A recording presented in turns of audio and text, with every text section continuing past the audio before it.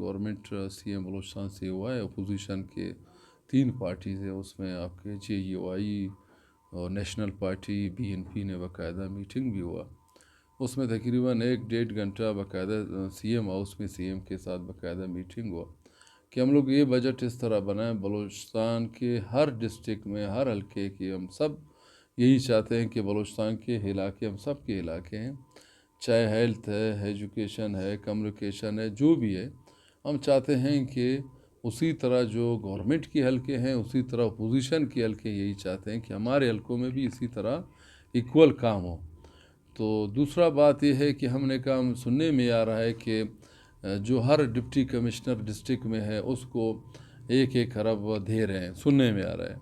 तो हमने कहा कि ये फार्मूला, हम सियासी बंदे हैं, हम ये फार्मूला हम नहीं मानेंगे कि हम सियासी नुमाइंदा सियासी पार्टीज़ जाके डिप्टी कमिश्नर के पास बैठे कि आप ये तजवीज़ है, ये है।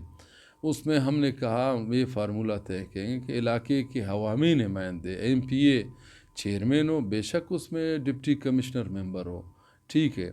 तो इसी वाले पे मीटिंग बहुत चला CM सेक्रेटरीट में, मगर पाए तकमील तक नहीं पहुंचा। अभी देखते हैं नेक्स्ट इंशाल्लाह आने वाले हफ्तों में तो एक दफ़ा फिर एक मीटिंग है इसी बजट के बारे में।